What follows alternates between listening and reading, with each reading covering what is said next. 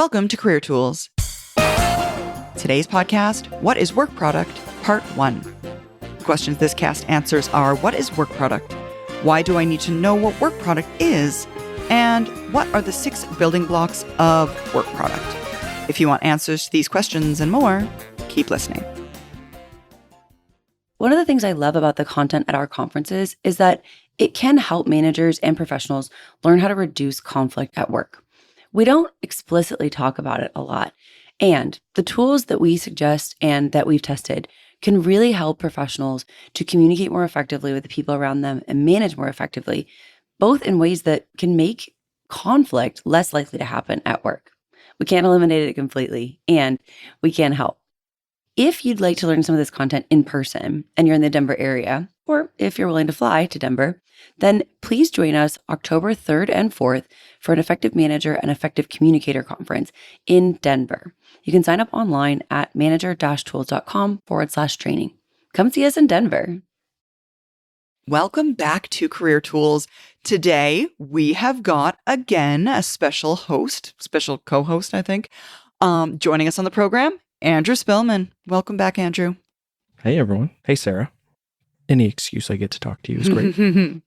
For those of you that don't know, Andrew was recently a member of Manager Tools and part of our presenting team, so he knows well. Today's content, it's something we talk about often in our public conferences. And before that, I used it for the better part of 13 years. So. Yeah, as a customer, as a user of the guidance itself. Mm-hmm. So it's well known to Andrew. Hence, he's an expert and we have him on occasionally. Okay, so today we're discussing work product. And one of the areas in our conferences that we advise managers to give Manager Tools feedback on is work product. When we're talking about, just to extrapolate it out, behaviors are the words someone says, how they say them, facial expression, body language, and work product. And we've explained to our Manager Tools audience very thoroughly, very many times, what work product is, but we've never really explained it to this group of folks, the Career Tools audience. So that's what we're going to do today. This is going to be a two-parter. So in the series of the next 2 casts, this guidance is going to explain what work product is. Just in case you're getting, and we hope you're getting, Manager Tools feedback. And if you're not getting Manager Tools feedback, this will give you a framework under which to judge the feedback you're receiving and the work that you are engaging in to determine whether or not the work you're producing is, in fact, good enough. Absolutely. Our outline for today is we're going to introduce the 7 areas, and then we're going to cover each of them individually. So those 7 areas are quality, quantity, accuracy, timeliness, documentation, safety concerns, and relationships. All right, so the 7 areas. Now, to be clear though, work product only consists of 6 areas. Yeah, that's a good point. Yeah, we've added one for the Career Tools audience. The normal 6, the standard 6, I'm going to call them: quality, quantity, accuracy, timeliness, documentation, and safety. We've added one for this audience, you guessed it, relationships. If you've been listening for a while, you know that in almost every cast, we say your career is made up of results and relationships. Mm-hmm. Work product is really around the results part of that duo, right? And so by breaking it down into some subparts, subcomponents, we usually are helping managers, but we also help you as either individual contributors or folks performing, specific tasks, see where improvements can be made in your performance. The reason that we help managers with this and break this down for them is it stops feedback that might sound like, oh, you need to pull your socks up, or, oh, great job, right? Like these, this performance communication that isn't helpful No. and doesn't really give you any actionable ways to perform better and do better. And so this is why this is, I think, so helpful for this audience is we've been talking to managers about this for so long, and it's helpful for the individual contributors or for people who are going throughout their career who hope to aspire to be successful and do well. They're not always going to get the feedback that we would hope they get from managers. But if they do, how much more helpful to have some context around it. Yeah. And I mean, I love when a manager says to their folks, way to go above and beyond. Mm-hmm. But go above and beyond isn't a behavior. I mean, it's great. No. Thank you for giving me credit for something. I don't know what the thing was, but thank you for that. Or to your point, Andrew, it's things like you need to pull your socks up, which are even more, I'm going to call it hurtful in that instance, because we know you want to be better. We know you want to do more. And when a boss says, or when a manager says, you need to pull your socks up, you literally have no idea how.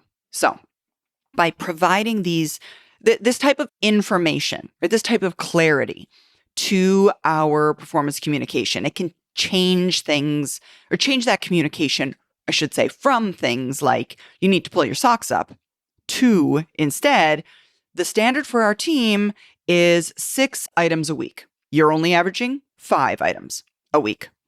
The quality of your work is good, you're on time, and your documentation and accuracy are great. How can we help you get a little bit faster? Yeah, it's so much more specific and helpful, right? Mm-hmm. Yeah. It's important to note, though, what Sarah just did is not the manager tools feedback model. So it's not the way that we recommend managers address feedback. So because relationships are so important, we've added relationships to the list, as Sarah mentioned. And so if you're making an assessment of your own performance or as we guide managers, when we talk to managers, we can't forget about relationships, right? We have to consider relationships, and we'll delve into this more when we get to this, but without relationships, results don't count. Exactly. And we're going to go into this in a bit here, but without relationships, results start to be negatively impacted as well. Absolutely. Exactly. Even good results. Even results you would think, oh, I'm producing, right? This is, I'm meeting. It can actually be a little bit counterintuitive, but it can relationships are so important. Absolutely. Okay, so let's begin our conversation with the standards. Let's start with quality. The quality of work is fundamental in order to help us determine or define whether or not it's having a successful or a valuable impact on the organization. That is, without meeting established standards for work, any effort that goes into the production of that work is essentially pointless. So we'll use an analogy here. We're going to think of a table with 3 legs. Oh, tiny disclaimer. Our table is rectangular in shape with a rectangular top, and it's got 3 legs. Now, let's be clear. The top and 3 legs that do exist for that table could be the most beautiful, balanced, honed, gorgeous, meticulously crafted tabletop and 3 legs you've ever seen. But without a 4th leg, the table will not stand. Which means that the effort that's gone into the tabletop and those 3, let's all agree, beautiful legs is completely wasted without a 4th leg. And the impact of not meeting that quality standard is grave in this case. Now it's just a bunch of useless wood, essentially. Yeah. And I know, because I've interacted with a lot of the folks in our audience. So if you're new to our audience, forgive me, but I know we have a lot of high Cs. High Cs referring to the DISC model, high D, high I, high S, and high C. We have high Cs who are saying, well, Sarah, you could have 3 legs towards the center in a triangular shape, and that would hold up a rectangle. The legs are at the corners. Just lean into the analogy. Lean in, please, folks. Splitting hairs out there. I know. This is not to say, though, that all work has to be perfect. Right, I mean, exactly. quality is, I would say, relative, right? We want it to be relevant to the appropriate stage in the process. A first draft of a piece of work should only reach the quality standard of a first draft. Yeah. Right. And I think that's a big pitfall that a lot of managers and, individual contributors fall into is they think, oh, first draft is final and it's got to be of, the final standard and every other iteration is always going to fall short of that. No, there are quality standards for a first draft, like for a table, right? And we would expect that a table that is the first draft of said table would have and maybe even they're rough cuts, right? They're roughly sewn or roughly sawn, and we would expect them to be equal length, right? So the table's level. We would expect that the top be flat-ish, right? Maybe it hasn't gone through the planer. Maybe it hasn't been sanded, right? But we would expect that, the quality standard of that first draft has 4 legs and a top. Yeah. Right. Mm-hmm. And again, not perfect yet, but we'll get to that. Exactly. So the crux of it is, I'm going to say, we need to remember that we need to balance quality with resources on top of all of this. Now, the concept of quality in a work product includes the effective use of one's time, financial resources, and effort that goes into the creation of this work. What that essentially means is delivering the highest quality possible within the constraints of the resources at hand, which may, in many cases, be limited or even limiting for that matter. Mm-hmm. So, for example, going back to our analogy, a workbench in a garage does not need to be the same quality as the dining table in your house. Yeah. So another thing we have to think about in respect to this table, which is now in draft 1, which is a little bit rough, is, okay, well, how pretty do we need this table to be? We got to consider what's its use. And we may even in the creation of the table itself, build it out of a poorer quality wood. Probably finish it more roughly. Won't spend nearly as long churning the legs into a fancy spindled pattern because, let's face it, it's going to be in the garage. Yeah, absolutely. Now, in your own garage, if you want to have a fancy sanded, lacquered, really nice workbench, fine, right? That's fine. But at work, it's your, right? But at work, they're not your resources. Mm-mm. You're using company resources. So it's important to meet quality standards without overshooting. Yeah. Being a good steward of company resources. So consuming unnecessary resources leads to inefficiency and, really defeating the purpose of quality in this work product conversation that we're having. Mm-hmm. Exactly. And something I found a little bit confusing, I find about that, Andrew, in terms of when people receive feedback on these types of things, right? They're like, oh my gosh, I went above and beyond. And managers fall into a habit of saying, oh, way to go above and beyond on this. Yeah. We start to think that because of, again, a manager's lack of clarity and feedback delivery, many of the things we do ought to be done above and beyond. But draft 1 often doesn't need to be done above and beyond. It depends what we're looking for, right? Above and beyond isn't always a good thing, which is super confusing. And I hate that that's true, but I mention it because for our listeners who are regular listeners, you'll remember a recent podcast released on Career Tools, When to Go Above and Beyond. So what that means is if you didn't listen to that one, you may want to search on the website, look for When to Go Above and Beyond. It'll help with that. Yeah. I was also thinking, Sarah, about another podcast that this podcast really dovetails well with, and that is how to deal with vague feedback. We have a podcast Yeah, on dealing we with do. vague feedback. And this is great to understand the framework of good feedback, right? Because it can be challenging and Yep. it can be, frustrating when you don't have Mhm. actionable or specific information. Right. Or like you were just alluding to, maybe I'm getting negative feedback Mhm. because I spent so much time on something Yeah. to go above and beyond, Uh-huh. quote unquote. Which is super unclear and not helpful. Mhm.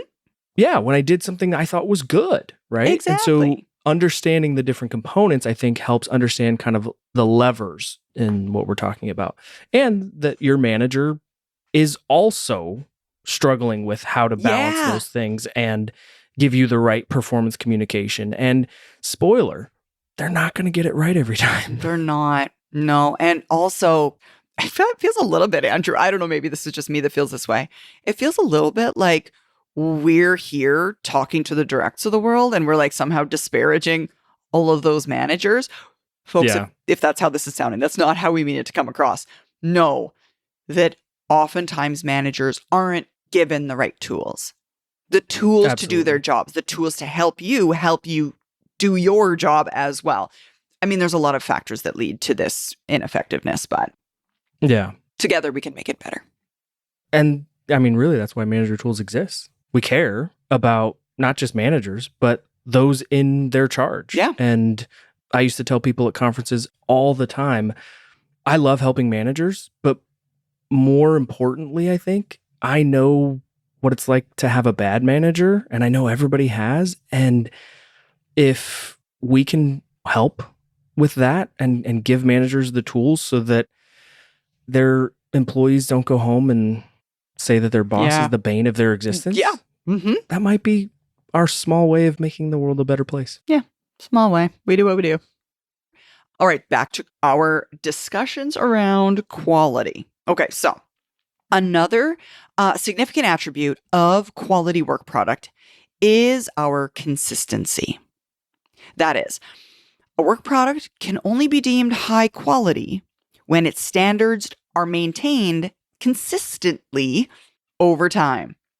Now, folks, you know this one instinctively. I mean, when I say to you, talking about brands, I'm going to say brands at grocery stores, it's common that we tend to choose a brand and stick with that brand. Mm-hmm. And we do it because I know exactly how this can of soup tastes. It tastes like every other can of soup I've ever purchased from this manufacturer of this type. It's why we migrate to brands. And it's similar in this kind of vein, right? If there's a brand of cookies that you buy and it's kind of hit or miss, you're going to change the brand and you're going to find one that's consistent, that's not going to be completely different with every newly opened package. And the same is true of your work. If your work is hit or miss in terms of quality, your colleagues are going to stop coming to you and your boss is going to start giving you negative feedback because people seek that predictability, especially when you're in a pinch, especially when things are tight, especially when it's like, ooh, I really need help. This is like a thing that's really important. You're going to give it to the person that is the individual who has got proven consistency in their quality. Yeah, absolutely. I would say the last thing that we need to kind of talk through is for work product to really embody quality, it has to be complete and, as we were kind of mentioning earlier, relevant. So it's got to meet all the requirements, answer all the questions, fulfill its intended purpose, and also be relevant to the matter at hand, right? Mm. So no matter how well executed, detailed, or complete something, a product of work would be, if it's not relevant or, meeting the present needs or is within the context of the, project or the specific task or whatever it may be, it loses its value, Yeah. right? A quality work product is not just about meeting a standard or, as we were kind of mentioning, around being efficient with resources. It's about being thorough, purposeful, and most importantly, relevant to what needs to be produced or done. Yeah, exactly. All right. I feel like we've sufficiently explained quality. Let's go on to quantity. So, amount of. The concept of quantity is an equally crucial component when it comes to evaluating one's work product. You can't just focus on the quality of the work. It's essential to also meet the predefined standards for the amount of work to be accomplished. And this, ensuring that that amount is there, ensures that goals are met efficiently, contributing to the overall progress of any project or task. Oh, absolutely. For every piece of work that we do, I think it's important to understand there's a diminishing return. The first 20% of the work we do contributes 80% of the quality, right? This is the Pareto principle. We've talked about this a lot. After that, every additional hour that we put in produces a smaller increase in quality. And at some point, we're not really adding anything worthwhile to the piece of work, and we should stop. And this is where we need to learn kind of where that point is to balance quality and quantity to ensure that we meet both standards. Because we might be moving forward towards, creating the next one if we understand we've met that quality standard that we just talked about, right? So we can focus on that quantity if we understand kind of what the standard is for quality that we discussed, and then focus on we've got to keep moving towards the next one as well. Exactly. You're absolutely right. And this kind of speaks a little bit to efficiency, right? Yeah. That principle of efficiency. It's about efficiently using the given time frame to deliver the maximum amount of work without compromising on the standard set for the quality itself. So this calls on your ability to effectively manage your time, strategic planning, as well as taking a structured approach to the tasks at hand. It's a synergy of both quality and quantity that really defines whether or not a work product is effective. Yeah, absolutely. And don't let all the E words confuse you. It's about efficiently using the time frame, but when you have quality and quantity hand in hand, it's effectiveness. Yeah. Effectiveness being it achieves the desired result. Exactly. Have you heard all this buzz about the Manager Tools Executive Speaker Series, but you're thinking to yourself, nah, I mean, it sounds a little too high level. I'm not yet an executive. I'm just a manager. Maybe this doesn't apply to me. If you're at all curious about whether or not the Executive Speaker Series will bring value to you personally, send us an email at customerservice@manager-tools.com. We'd be happy to talk to you about your particular occupation, what it is that you specifically do in your role, in order to help you identify whether or not the Executive Speaker Series is right for you. Shoot us mail. We can't wait to hear from you. Our next component is accuracy. Accuracy is related to quality. There's definitely some relation to quality there. I would say accuracy is a subset of quality, which is specific to exactness. Accurate work is work that is error-free. Yeah. Right? It has a high degree of precision and meticulousness in execution, right? It signifies that the information provided is correct, is right, is reliable to a degree. Yeah. It's a signaling effect, essentially, for things to come. Absolutely. And we've done this. I've done this as part of the presenting team. Sarah, you do this all the time. When we go through decks, we're looking for accuracy to make sure that the deck that we present in front of a group is going to be accurate. Not for us. No, we I know what it's we know supposed the to say. material. We know Yeah. everything, right? What it is we want to ensure that there's a high degree of accuracy, because if there's a mistake, if there's an error, Yeah. then it calls into question everything. Yeah. Right. And we need to make sure that everything is 100% accurate so that it can be of the utmost credibility when it comes to Mhm.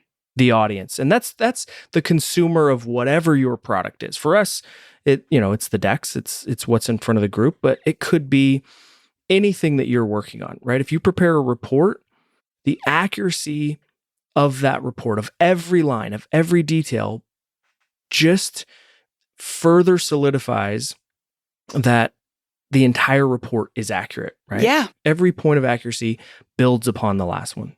I think, Andrew, the most real life example I've got, I think that stands out for most career professionals is spelling errors in resumes. 100%.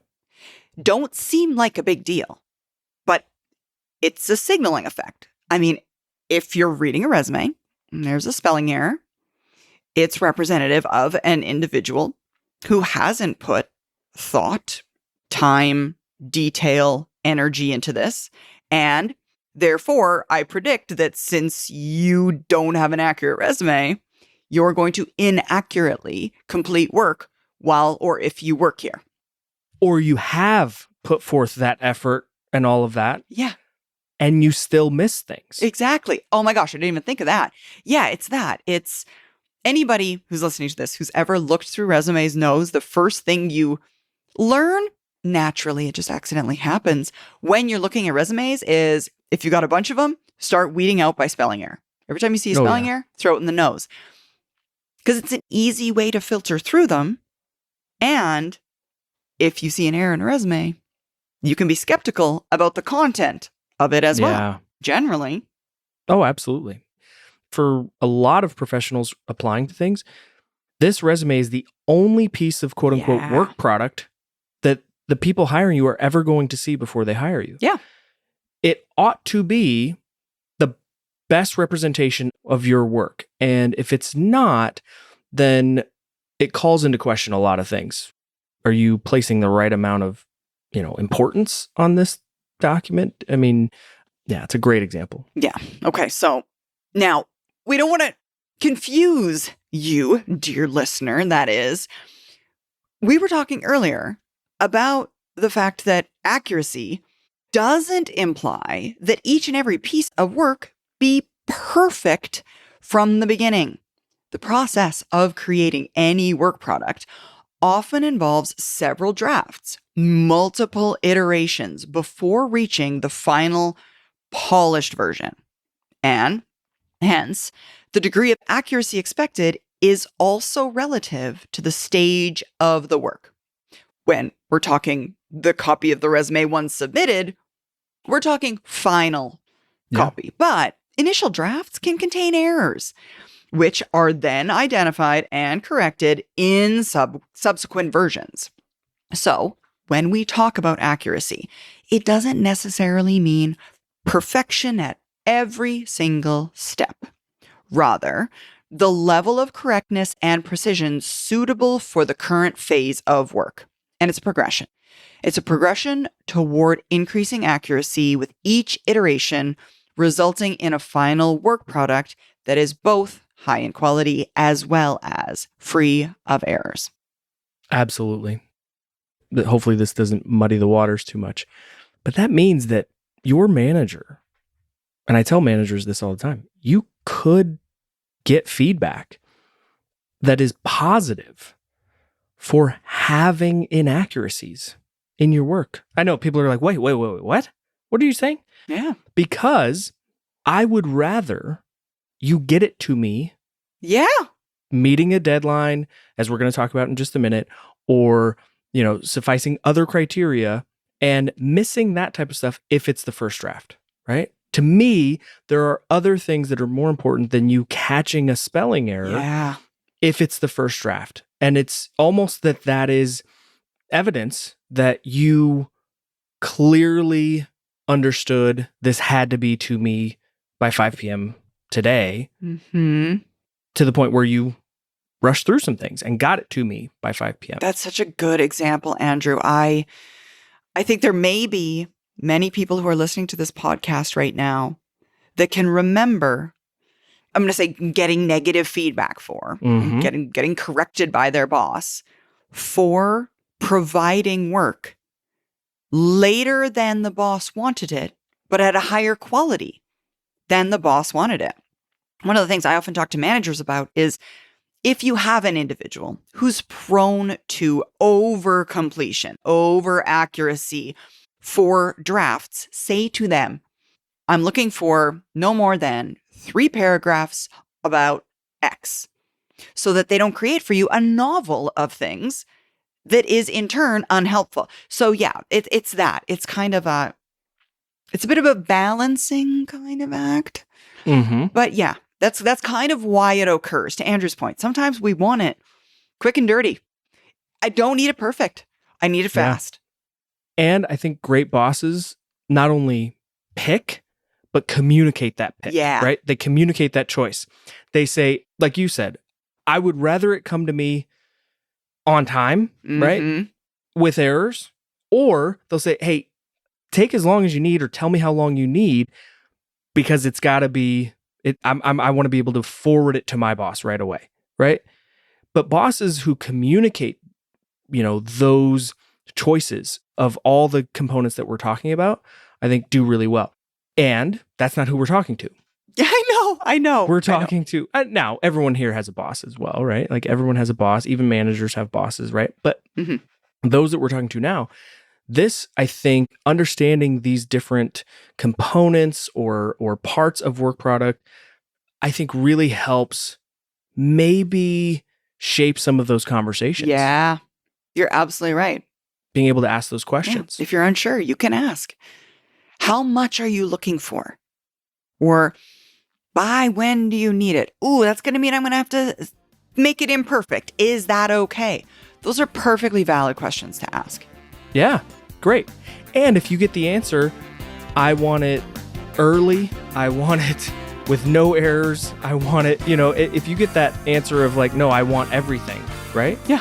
Then you have a good, at least a better understanding of the boss you're working for and what they're looking for. At least you know. That's all for this week, folks. Join us again next week for a continuation of the topic.